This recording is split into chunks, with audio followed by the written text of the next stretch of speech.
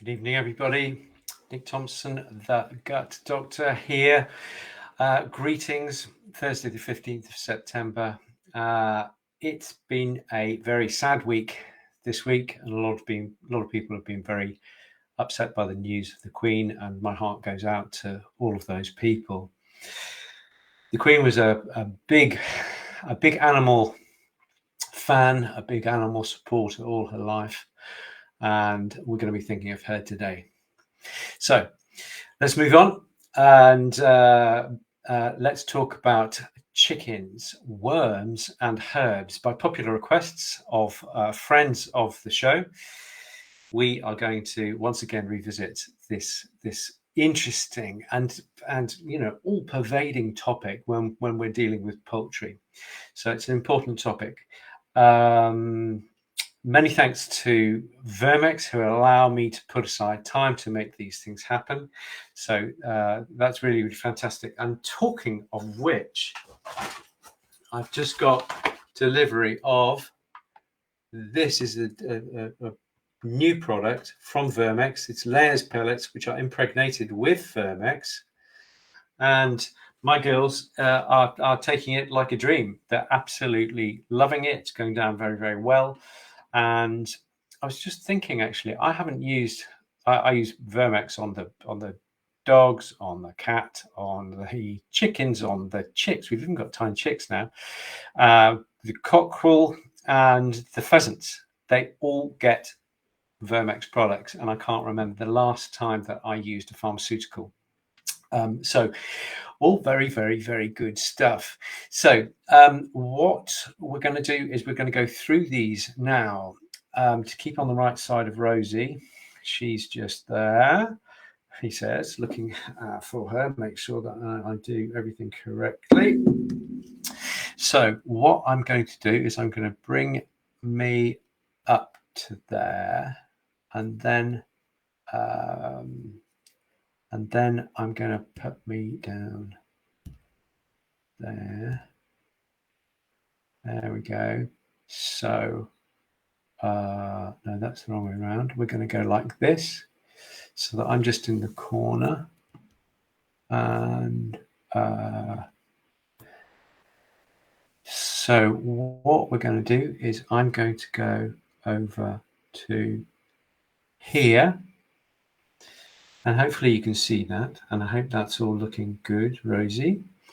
And we're going to talk about chickens, worms, and herbs, and the importance of these things within our backyard chickens, but also in the greater scope of how can we raise our chickens as ecologically and do as little harm to our neighborhood, our garden, our environment.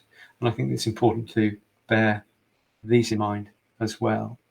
So we're going to talk about these things. And before we just get into that, I'm just going to say next Thursday, the next Thursday that we do, which will be Thursday the 20th of October at 7 p.m. as usual. This is our the witching hour for the Gut Doctor. We're going to have a roundtable discussion.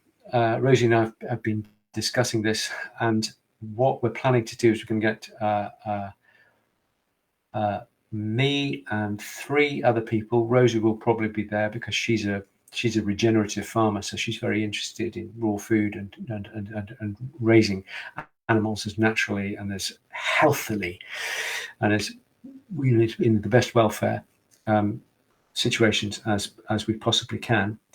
And we're going to do raw food, all questions answered by the Gut Doctor, aka Nick Thompson.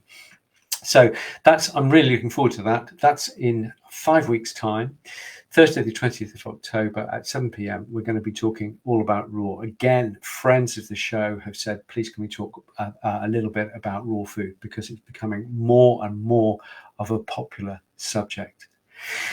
Let's talk about parasites, internal parasites, and poultry and herbs. Okay, so first of all, what is a parasite? Parasite is a plant or animal that lives on or in another plant, obviously, another animal or plant. obviously. Okay, it's parasitism. Everybody knows it because it's in common phraseology. Oh, he or she is parasitic because they always want my money, my attention, my whatever it might be. So we all kind of know intrinsically what a parasite is, but and I think that in the West we are very squeamish about us or our dogs or our chickens having any worms at all. And what we find is that if worms are at a low level, if they're not going to cause a zoonotic problem to humans, and they're not causing any problem to the chickens, then it's not too much of a problem. They always need to be controlled. They always need to be managed. There are some parasites, for example, I've put down here malaria, coccidia, or an excess of worms, as opposed to just a few worms. It's an excess of worms within the gut. That can be very, very detrimental. But what we can do is we can do worm counts in order to keep an eye on what the worm populations are within our poultry. It's a very useful management tool, because management, and we'll talk about a little bit about this in a while, management really is the key to the maintenance of healthy worm-free poultry. Let's just have a look at the relationships here, because everything's all about relationships. So the parasites, the essence of a parasite is to survive, reproduce, and hide. That's the key thing. They want to hide away and just get on with their thing. The key essence of the host, the chicken, the human, the horse, whatever it might be, the host essence is to survive, reproduce, and defend themselves from an excess of the parasite. Okay, the parasite wants to be there and reproduce and become more and more numerous.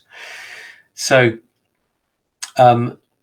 if we, rather than thinking of let's just attack the parasite, which is what we do with pharmaceuticals, if we, on the other hand, use our herbs, because you remember that our poultry have been using and eating and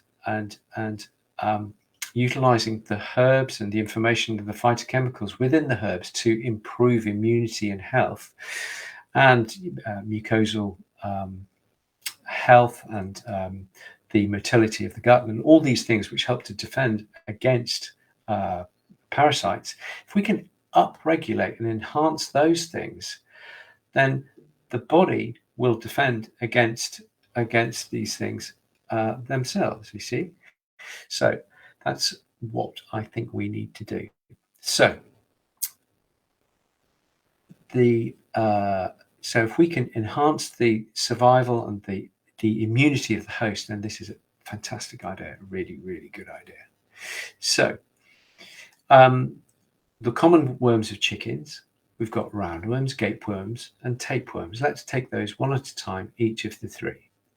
So let's go and have a look at the first one, which is a roundworm. So the roundworm there, as it looks, is round. This is a large round worm. It looks a bit like spaghetti, can be up to about 3 inches long. But there are other worms that we see, hairworms and threadworms. Hairworms, as the name suggests, are very, very thin, very, very short. Threadworms are a wee bit bigger and a little bit more obvious. But the gist is, we want to promote health of the gut so that they are not able to thrive. That's what we're all about. Roundworms have a direct life cycle. They come out of one chicken and they're pecked up by another, or the same chicken again and again and again. And this is where the management and cleanliness need to come along. 28-day life cycle. We think of worms as living in the gut, but they can also live in crop, where they digest and grind with stones the food material, especially grainy type material, also in the gizzard, also in the esophagus. So even the oviduct in the reproductive system. but that's not so common. It's just out of interest for you. I'm going to go through these fairly quickly. You're very welcome to have another look at this presentation, and you can just go through these bit by bit, and you can have a little Google and have a look at the photos that you might be able to find on Google. If you'd like to contact me, then get in touch with Verm-X, and they'll be able to pass you on. If you have any queries, then do let us know. The team at Verm-X are very, very good, and if there's anything that they need any support with, then I can jump in and really happy to talk to you. The second type of worm is a gapeworm, and it is the common name is Syngamus trachea, and this is one of the most entertaining worms in the book, because Syngamus trachea are permanently copulating throughout their entire life. You see, it looks like a Y-shaped worm, but actually, in fact, that's Mr. and Mrs. worm who are permanently attached, which is a pretty interesting way to live. So, all joking aside, the gapeworms, it's pretty obvious to see gapeworms. They reside in the trachea, and if in enough numbers, they're not very big, kind of size of a hair or so, can get a little bit bigger, but usually they don't get that opportunity. But they basically sit in your trachea, in your windpipe, and make it difficult to breathe. And so the birds that you'll see will be kind of standing around and with their mouths open, which at first you'll look at them and think, gosh, that's strange. And then you'll click and you go, it must be gapeworm, because the chicken is gaping, the goose is gaping, whatever it might be. So the gapeworm is either excuse me, either has an intermediate host with worms and snails and what have you, or if one hen coughs out a worm onto the ground, another hen comes along and pecks it up, that they can reproduce directly. They all go through the gut, though, and therefore, if we've got really great gut herbs going through the gut on a regular basis, then we are much more likely to be able to head off an infection. So there you go. That's gapeworms. More common in young birds. Why is that? That's because the gut it will induce immunity. That is to say, young birds haven't seen these worms before, and they have nothing with which to fight them when they're in the gut. But if the bird is exposed to a low level of the worm, then the great thing about that is that the bird will develop immunity such that they're able to cope with a low level. And for me, and having read many papers and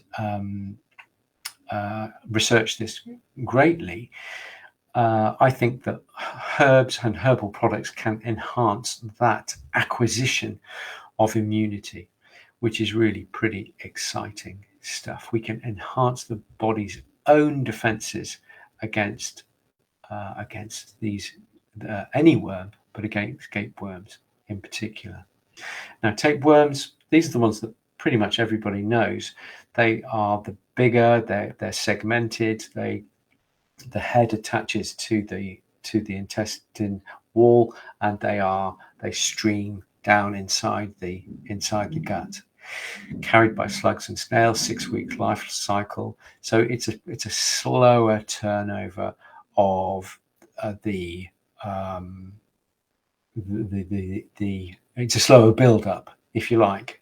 Once they really get established and you have a massive excess, they are potentially fatal, though. So I think to keep on top of these things is very, very important. Okay, so What do they look like? Those are some segments. This is pretty much what you'll see. Sometimes you might see a bit of spaghetti kind of coming out the back. I say spaghetti, but it's kind of they're segmented, white segmented strings. But what you'll normally see is you'll see these horrible looking white segments which will pulse and move and try and go into the environment. So that's our tapeworms, that's our roundworms, our gapeworms, and our tapeworms. These are the ones that we mainly have to keep on top of. Luckily, the same treatments will allow us to keep on top of all of those poultry pests.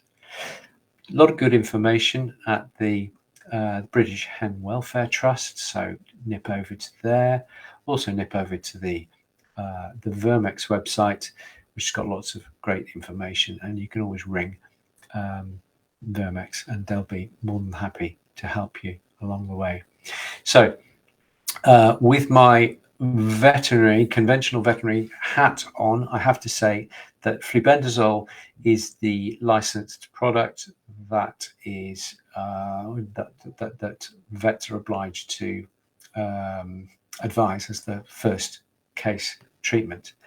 However, if we're doing worm counts on a regular basis with our poultry and we're finding that they've got very low or zero levels of worms, I can't see how we can justify the use of a pharmaceutical, especially as the rate of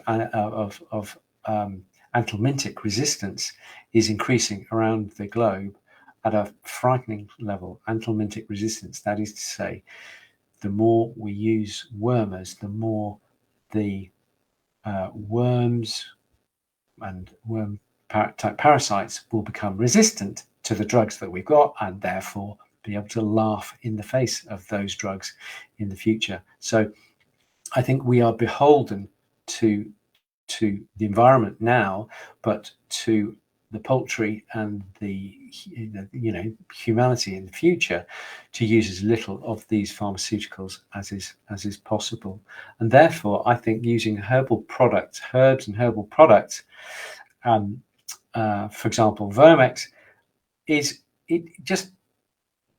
why would you not? It's one of those no-brainers for me. Let's promote health. Let's not just knock out pharmaceuticals with an artificial synthetic drug. So for me, I like to really emphasize the herbal products, and I've been working with Verm-X for years and years. It must be 12 years now or so, and I'm really very happy with them and their products. The key thing is management. I'm just going to talk to you about that in just 1 second. And as I say, the layers pellets are the latest incarnation made by Verm-X, so it's very nice formulation, great for layers. It's increased calcium and minerals because of the egg production, and it's makes life really easy. It means that even the children can feed and use product on the hens completely safely. They don't need to be thinking about, you don't need to be protecting them from pharmaceuticals. Works for me. It certainly works for me. Let's just look at some management tips. I'm going to go through these fairly quickly because you can come back through if you like and just freeze frame and make notes if you fancy. Worm count. I think this is massively important. If you know what the worm status of your birds is, then that's fantastic. If you've got 20 birds out the back, you don't really want to be testing each one of them every 3 months. So what I would suggest is you do combined samples, and if you find any product, then you need to be thinking about if you find any worm, you need to be thinking about what product to use. I tend to go in if the birds are okay and it's just we happen to find some, I will up the herb product going into them and then retest. Allowing them access to clean ground, or if they're in a set pen, to continue to move that pen so that we don't get foul, sick ground. That's really dramatically important. Really, really important. If you've got your hens in one pen and it's bare ground and they've been there forever, you may well be recycling coccidia and worms and creating a rod for your back. So the thing really is, if you do have a fixed run, find a surface, maybe it's scalpings, maybe it's another surface that you can disinfect, or you can, if it's impossible to disinfect, if you generously use diatomaceous earth, because it has a very desiccating, it's silicate based, and therefore very desiccating on any worms, any worm eggs that touch that. And the beauty of using diatomaceous earth is that the birds can dust themselves, and it will have an effect. Diatomaceous earth will have an effect on external parasites, mites, and other scale mites and what have you, which act on the outside of feather mites and what have you. So you can get a double bubble from diatomaceous earth in that way. Using apple cider vinegar in the water, 1 teaspoon per litre approximately, is a great idea. It is classically anti-parasite and very useful. Why only 1 teaspoon per litre? The idea is that if you put any more, you may put birds off drinking, and therefore they might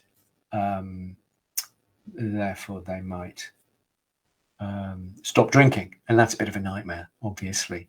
So apple cider vinegar, cheap, cheerful, wonderful thing. I'll show you an example. Verm-X do a nice product which we've used with our birds, and that went down very, very well. If they're out on grass, if you keep it short, I think most people just let them get on with it. But ideally, you keep it short so that the sunlight can hit the eggs and can destroy the worm eggs. We're surrounded by woods here, so our birds go all over the shop, so that's not going to happen here. If they're in contact with free range or pheasants or rooks, then you've got to be extra vigilant. Okay, the more exposure they have to the real world, then the more exposure they may be able to pick up worms. So keep your eyes open, do your worm counts, and off you go. If the birds have been hit by anything really, virus, bacterium, or they're recovering from a dose of parasites, worm parasites, then the poultry zest is good as a pick-me-up. I'll show you some images in a second. There you go. This is the Verm-X poultry zest. Very good as a pick-me-up. I know some poultry keepers who use it on a regular basis, and yeah, good for them. Find what works. There's a few products that we're going to look at. Find what works for you and your birds, and stick with it. It's a great idea. So this is the organic. That's the beauty of it. It's an organic Verm-X. They're down in the West Country, so they've got access to some really fantastic orchards, some really fantastic cider and cider vinegar makers. So that's cracking stuff. We've used it with our birds, and that went down very, very well. There's a Verm-X Daily Plus. It's a pellet that you can use daily with your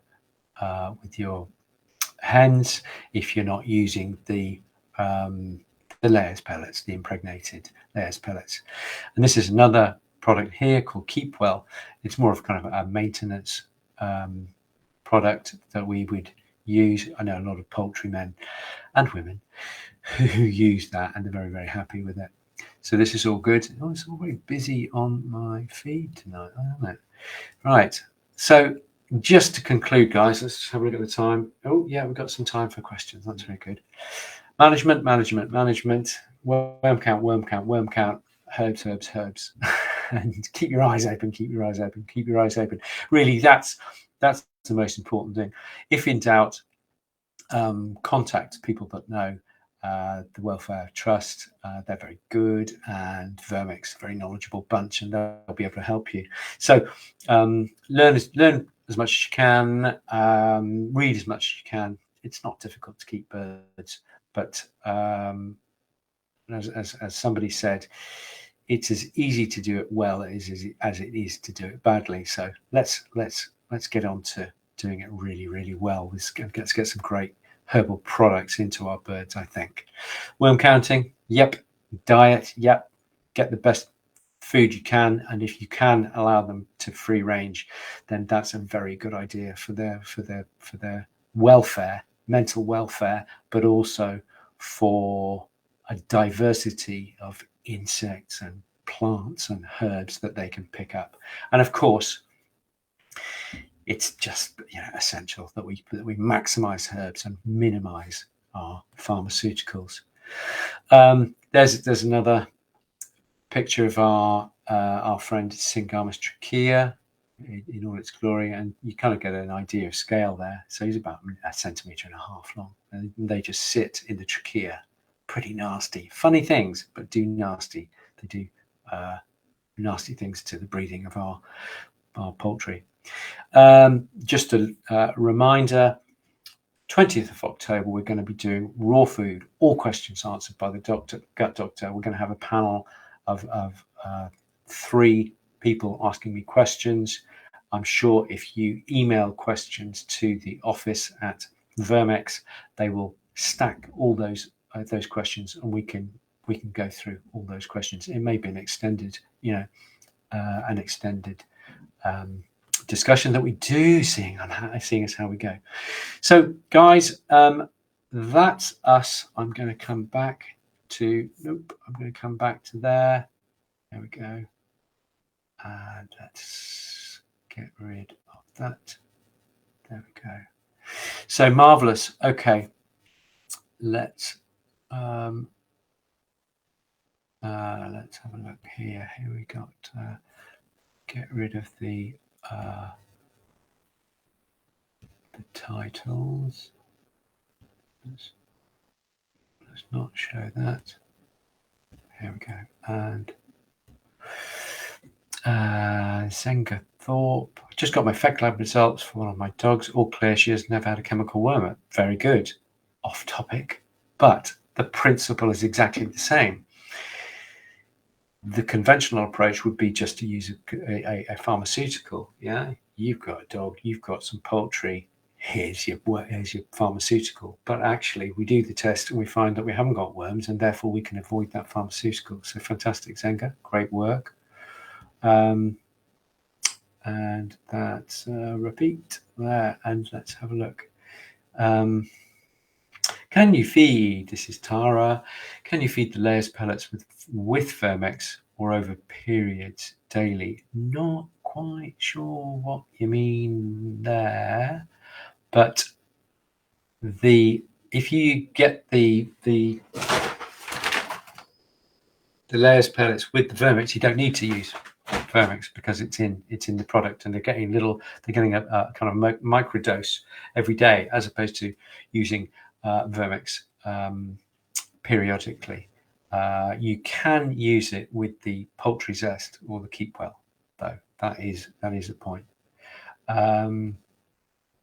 Debbie says, how often do we worm count chickens?